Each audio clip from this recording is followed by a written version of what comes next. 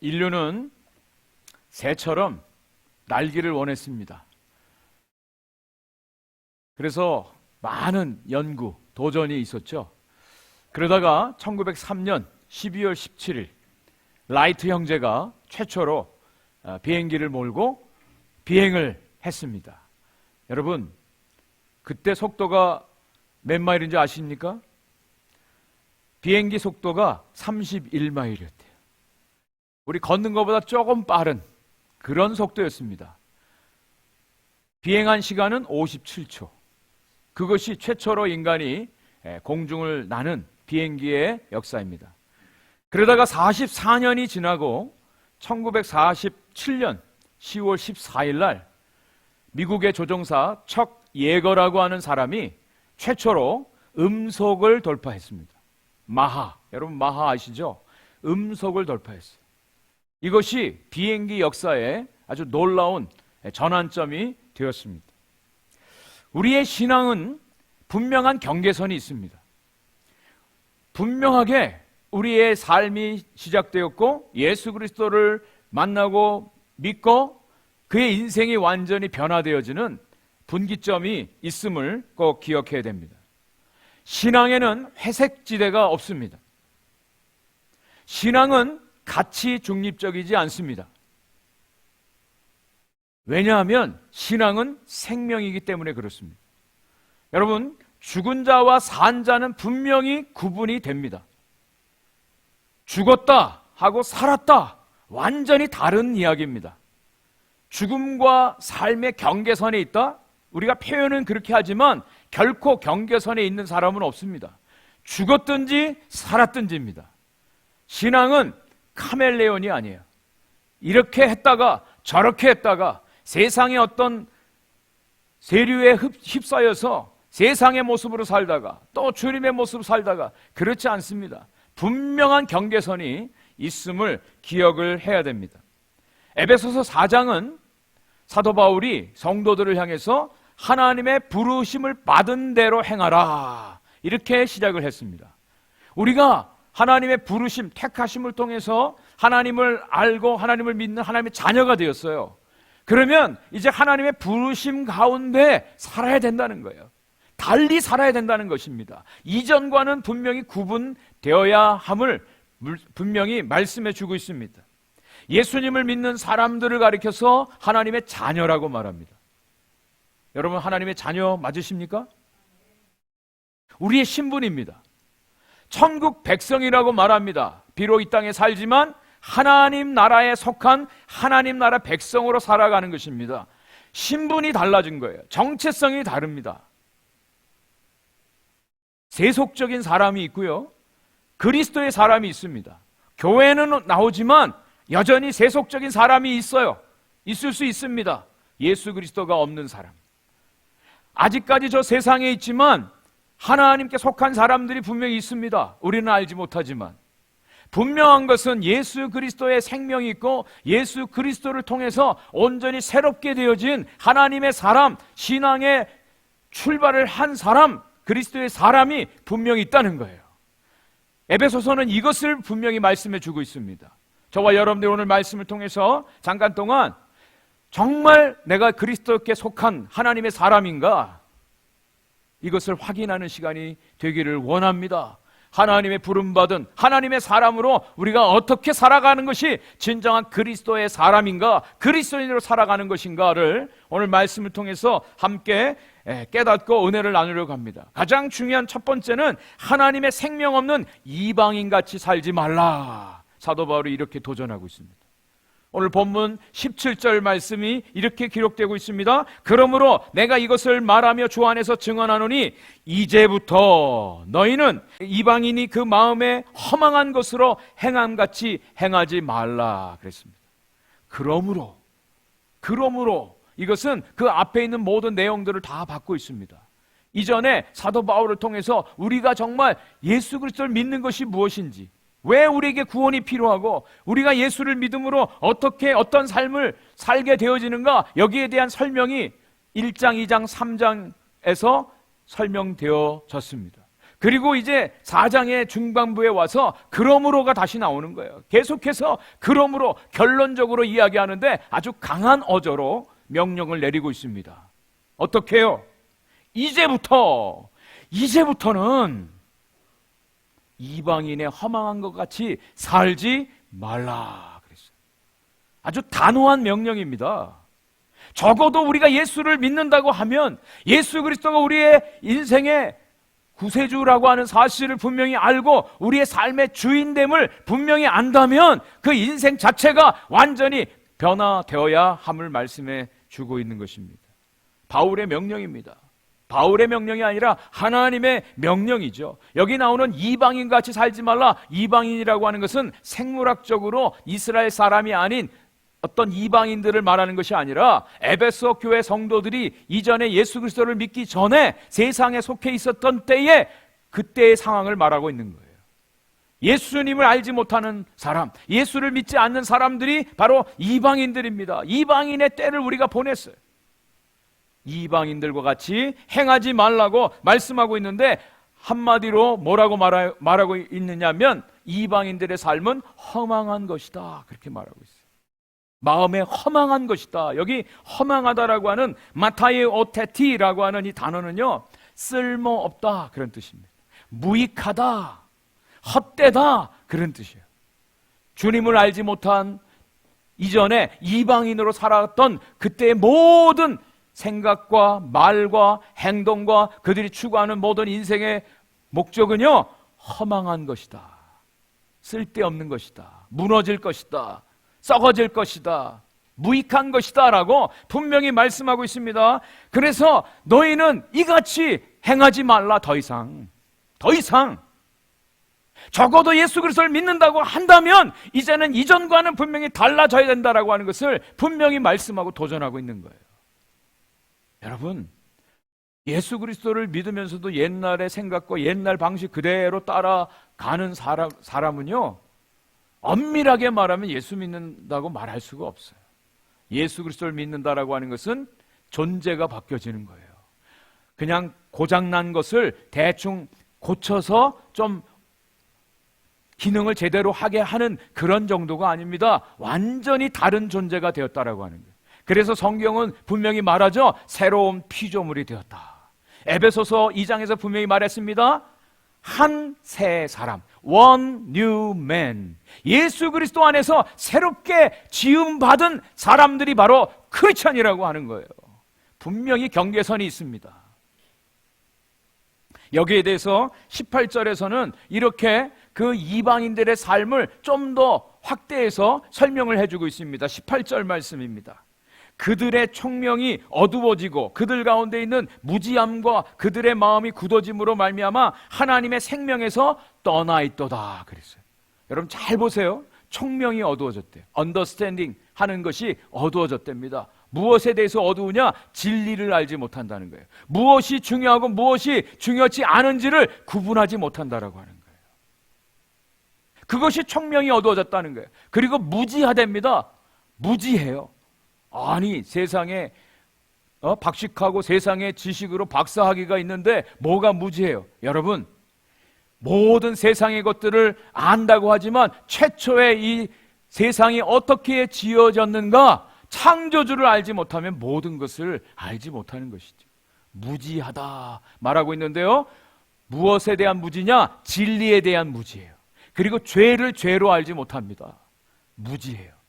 그래서 죄를 범하게 되어 있습니다. 또 어떻다고요? 마음이 굳어져서, 마음이 굳어졌다는 얘기는 양심에 화인 맞았다 그러죠. 아, 저 사람 어떻게 저렇게 멀쩡하게 생긴 사람이 저런 행동을 하지? 양심이 없는 사람들이 얼마나 많습니까 우리 주위에. 양심이 굳어져 있어요. 양심이 기능을 못해요. 그러니까 부끄러운 짓을 하면서도 창피한 줄 모르는 거예요. 그것이 저와 여러분들이 예수님을 알지 못할 때 그냥 세상에 살고 있었을 때의 그 이방인들의 삶의 모습이었다라고 하는 겁니다. 그런데 그 원인이 무엇이냐? 바로 하나님의 생명이 없기 때문이다 라고 말씀하고 있습니다. 물론 이 본문에는 총명이 어두워지고 그 가운데 있는 무지함과 그들의 마음이 굳어짐으로 말미암아 하나님의 생명이 없다 이렇게 돼 있는데, 그거보다는 하나님의 생명이 없기 때문에 총명이 어두워지고 무지하고 마음이 굳어질 수밖에 없다라고 하는 것입니다. 하나님의 생명이 없기 때문에. 여러분, 저와 여러분들이 창세기에 보면 인간을 하나님이 어떻게 만드셨어요? 흙을 빚으시고 하나님의 생기를 불어넣으니 생명이 되었다 그랬지 않습니까? 하나님의 호흡이 들어가서 인간들이 만들어진 거예요. 그것처럼 우리의 영적인 삶에도 하나님의 생명이 공급되어져야 돼요. 그것이 구원이에요. 아담과 이브가 범죄함으로 그 하나님의 생명이 떠나버렸어요. 육신적으로는 살지만 하나님하고 상관없는 영적으로 죽은 모습으로 살아갔다는 것이죠. 그래서 구원이라고 하는 것은 하나님의 생명이 다시 우리 가운데 들어오는 거예요. 하나님의 생명이 우리를 다시 작동시키는 것, 이것이 구원이에요. 하나님의 생명이 없는 자들, 이방에 속한 허망한 사람들, 하나님의 생명이 있는 하나님의 사람들, 분명히 구분이 됩니다. 분명히 구분이 돼요. 성경은 이것을 말씀해 주고 있습니다. 그 하나님의 생명이 없음으로 말미암아 나타나는 현상들이 여기 나옵니다. 19절 말씀입니다. 그들이 감각 없는 자가 되어 자신을 방탕에 방임하여 모든 더러운 것을 욕심으로 행한다. 이 세 가지. 감각 없는 자가 돼서 방탕하대요. 방탕해요. 감각이 없어져요. 한센병 아시죠? 한센병의 가장 무서운 것은 고통, 느낌을 인지하지 못하는 거예요. 인식하지 못하는 거예요. 감각이 없어져요. 그래서 방탕하게 돼 있습니다. 부끄러운 짓을 해도 부끄러운 줄 몰라요. 수치 몰라요. 버젓이 이런 일을 하면 가정을 깨트린다라고 하는 거 알면서도 불륜을 저지르고 잘못된 길로 행하지 않습니까? 부끄러움을 모르는 세상이 되어버렸어요. 그리고 모든 더러운 것으로, 여기 더러운 것은 특별히 성적인 부도덕함을 얘기합니다. 얼마나 세상이 난잡하고요, 얼마나 세상이 더러운 모습으로 우리가 정말 생각할 수도 없는, 입에 담을 수조차도 없는 그런 더러운 일들이 얼마나 많이 세상 가운데서 벌어지고 있는지. 하나님이 있는 자와 하나님의 생명이 없는 자의 분명한 모습의 차이가 있습니다. 그리고요, 모든 것이 욕심으로 행한다 그랬어요. 계속적으로 욕심이 끊임없이 일어나요. 욕심. 우리 예수 그리스도 알지 못하는 이방인으로 살았을 때의 허망한 모습들의 아주 적나라한 모습. 필라델피아에 가면 켄싱턴이라고 하는 곳이 있어요. 거기에 좀비랜드라고 이제 일명 불려지고 있죠. 사람들이 마약에 다 취해서 대낮에 저러고 다닙니다. 펜타닐 중독에 이 사람들이 다 사로잡혀서 제대로 서질 못해요. 좀비들처럼 기어다녀요. 아무 데서 자요. 횡설수설합니다. 인터뷰하는 것을 본 적이 있습니다. 어떤 멀쩡하게 생기신 백인 여자분인데 자기도 집에 돌아가고 싶대. 근데 안 된대. 자기 힘으로 할 수 없대. 가족들에게 돌아가고 싶지만 갈 수 없노라고 그런 고백을, 인터뷰를 하더라. 그런데 그 옆에서 자원봉사하는 또 다른 자매가 하나 있는데 이분도 원래 그곳에 있었던 사람이에요. 마약의 중독에 빠져 있었던 사람이에요. 그런데 극적으로 회복되어서 자원봉사로 이분들을 섬기고 있어요. 두 가지의 극명한 모습이 보여지더라고요. 우리의 힘으로는 이 이방인들의 허망한 데서 구원받을 도리가 없습니다. 우리의 능력으로는 할 수가 없습니다. 그래서 하나님께서 예수 그리스도를 통해서 하나님의 구원의 은혜를 저와 여러분들에게 베풀어 주신 거예요. 하나님의 구원의 역사가 예수 그리스도를 통해서 우리에게 나타난 것입니다. 그것이 하나님의 사랑이에요. 하나님의 사랑이 건지지 못할 사람이 없어요. 하나님의 그 크신 사랑이 구원하지 못할 죄인이 없습니다. 요한일서 1장 9절은 분명히 이렇게 말합니다. 한번 같이 읽어볼까요? 요한일서 1장 9절 시작. 만일 우리가 우리 죄를 자백하면 그는 미쁘시고 의로우사 우리 죄를 사하시며 우리를 모든 불의에서 깨끗하게 하실 것이요. 우리가 죄인됨을 고백하는 거예요. 우리가 정말 이방인처럼 허망한 것을 따라 살았습니다. 나에게는 선한 것이 없습니다. 나는 무지합니다. 나는 내 양심이 마비되었습니다. 나는 청명이 어두워졌었습니다. 예수 그리스도가 필요합니다. 예수 그리스도께 우리의 죄인됨을 고백할 때 하나님의 구원의 은혜가 임할 줄 믿습니다. 하나님의 구원의 역사예요. 두 번째로 사도 바울은 이 이방인이었다가 하나님의 자녀된 에베소 교회 성도를 향해서 그리스도를 온전히 배우라 도전하고 있어요. 그리스도를 온전히 배우라. 20절과 21절 말씀입니다. 20절, 21절 우리 같이 한번 큰 소리로 읽어보겠습니다. 시작. 오직 너희는 그리스도를 그같이 배우지 아니하였느니라. 진리가 예수 안에 있는 것 같이 너희가 참으로 그에게서 듣고 또한 그 안에서 가르침을 받았을진대. 너희는 그리스도를 그와 같이 배우지 아니하였다. 정말 그리스도를 배웠다라고 한다면 옛날의 삶의 방식 그대로 살아갈 수가 없다라고 하는 것을 말씀해 주고 있어요. 그리스도를 배운다. 그리스도를 온전히 배운다. 그리스도가 우리 안에 거하시면 그리스도가 온전히 나의 삶을 주장하시고 인도하시고 이끄시는 삶이 된다면 우리의 삶은 더 이상 이방인들을 따라 살아가는 세상에 속한 사람으로 살 수가 없음을 분명히 말씀해 주고 있어요. 명목상에 이름만 걸어놓은 그리스도인으로 살아가는 것은요, 그것은 진정한 그리스도인이라고 말할 수가 없어요. 정말 그리스도를 온전히 배워야 돼요. 제대로 배워야 된다는 거예요. 그리스도를 온전히 배워야 그것이 그리스도인이죠. 그렇지 않습니까? 이름은 그리스도인인데 그리스도하고는 전혀 상관없이 그리스도가 누군지, 그리스도가 나를 위해서 한 일이 뭔지, 그리스도께서 우리에게 베풀어 주신 은혜의 효력이 무엇인지 그걸 알지 못하고 산다면 그것은 그리스도인이 아니죠. 그리스도를 그같이 배우지 아니하였다. 온전히 그리스도를 배울 것을 말씀해 주고 있습니다. 여러분, 저와 여러분들이 구원을 받는 것은요, 우리가 어떤 교리 공부를 통해서 구원을 받는 것이 아닙니다. 그리스도를 배워야 돼. 그리스도를 배워야 돼.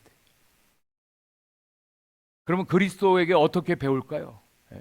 어떻게 배우는 것이 그리스도를 배우는 것입니까? 여기 21절에 말씀하고 있잖아요. 진리가 예수 안에 있는 것 같이. 진리가 예수 안에 있대요. 그 예수님은, 예수 그리스도는 진리인데 그 예수 그리스도를 우리가 배워야 돼요. 어떻게? 예수님 안에 진리가 있는데 그 진리를 가지신 예수님을 우리가 영접하는 거죠. 예수 그리스도가 우리의 삶에 와서 자정하시고 우리를 온전히 지배하시는 거예요. 우리를 이끄시는 거예요. 그 예수 그리스도 안에 있는 진리가 우리 안에 나타나는 것이죠.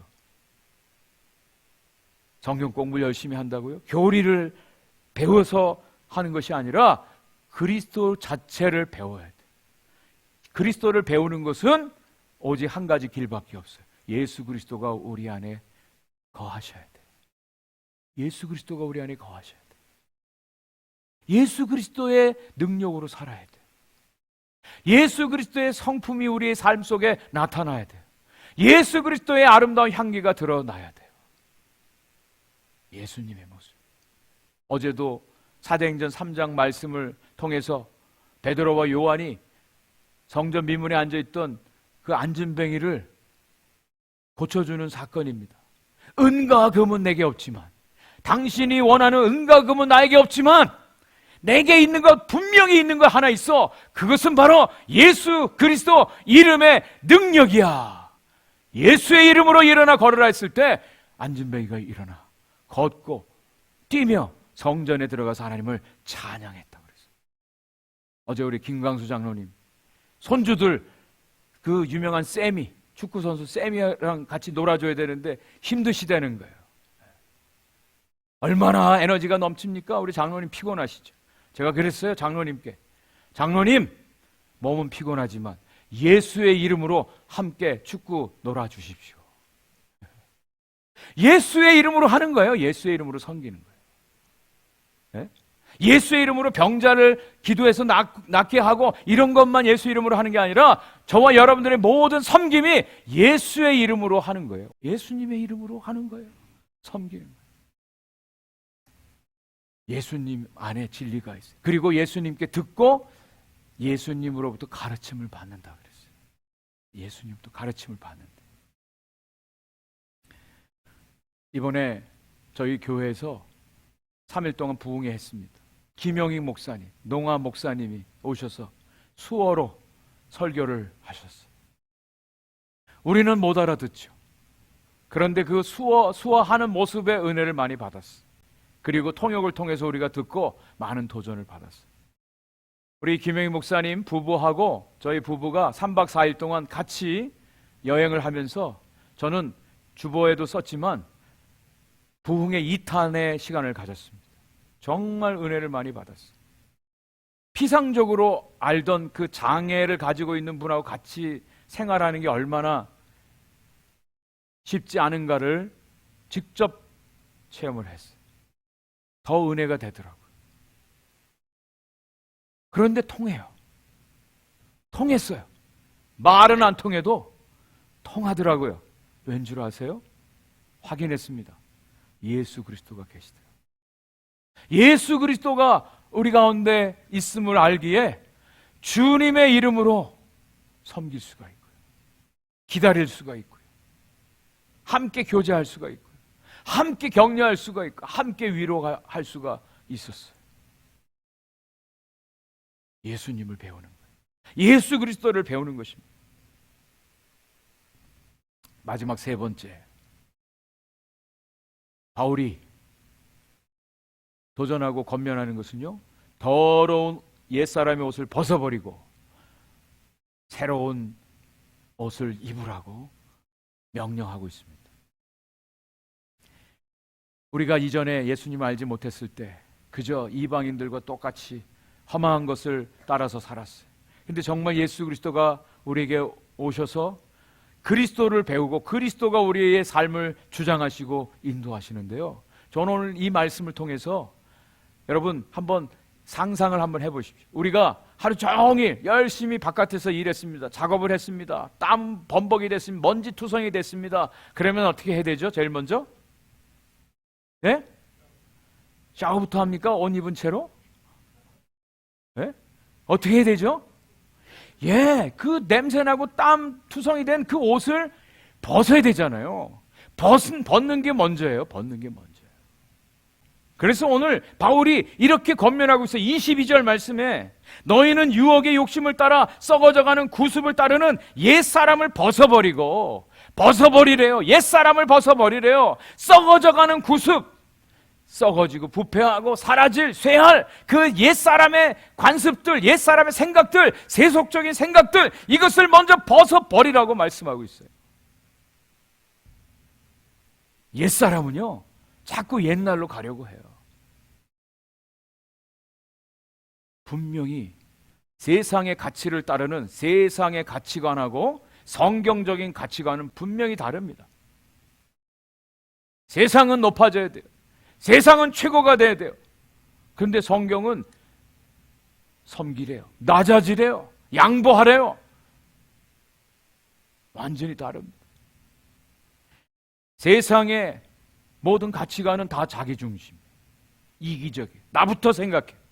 나부터 편안해야 돼. 나부터 맛있는 거 먹어야 돼. 나부터 좋은 자리 차지해야 돼. 그런데 성경은 좋은 것은 남부터, 다른 사람부터, 이걸 말하고 있어요.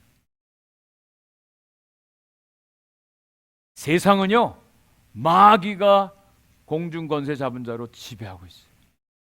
갈라놓습니다. 분열을 일으킵니다. 다투게 합니다. 교만케 합니다.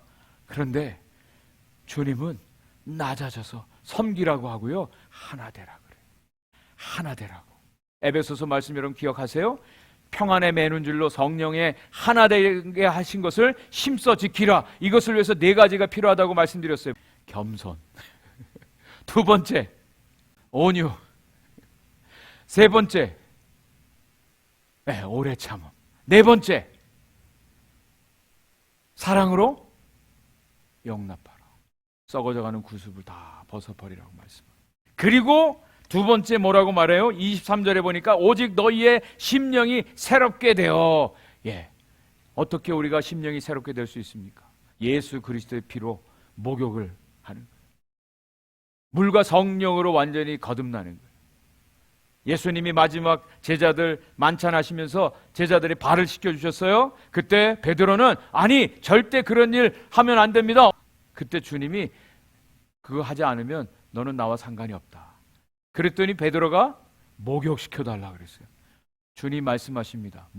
이미 목욕한 사람은 발만 씻으면 돼요. 주님 안에서 물과 성령으로 거듭나는 걸 말하죠. 심령이 새롭게 되어져야 된다는 거예요. 그리고 마지막 세 번째, 이제 목욕하고 나와서 새 옷을 입어야 되죠.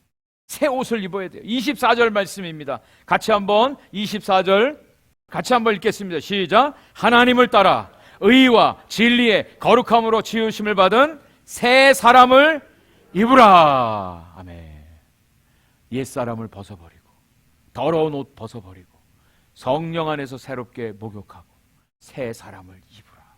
근데 어떤 새 옷을 입으라고요? 의와 진리의 거룩함을 입은. 여기 중요한 두 가지 단어가 나와요. 거룩한 옷을 입어야 돼요. 그런데 우리가 어떻게 거룩해집니까? 거룩함은 세상과 구별됨이죠. 그 구별됨은 두 가지, 의와 진리로 우리가 거룩해진다는 거예요. 의라고 하는 것은 하나님이 행하신 구원의 은혜, 예수 그리스도의 구속의 역사를 온전히 받아들이는 것을 말합니다. 그것이 하나님의 의예요. 하나님의 그 의를 내가 온전히 받아들이는 거예요. 예수 그리스도의 옷을 입는 것을 말합니다. 그리고 진리도 역시 예수 그리스도예요. 오직 예수 그리스도로 말미암아 우리가 거룩해져요. 다른 방법은 없습니다.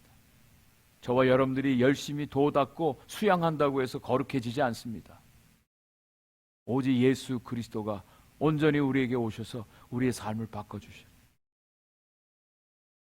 의와 진리의 거룩함을 입은 새 사람을 입으라 말씀하고 있어요. 이것만 꼭 기억하십시오. 옛사람의 옷을 벗어버리고 심령으로 새롭게 그리스도와의 피로 목욕하고 그리고 새 사람의 옷을 입고 우리가 예수 그리스도를 믿는 자로 그리스도인으로 살아가는 것입니다. 이것이 하나님의 부름받은 하나님의 성도로서의 삶입니다. 이 은혜가 저와 여러분들 가운데 이번 한 주간 우리의 남은 생애 가운데 있기를 주의 이름으로 간절히 축원을 드립니다.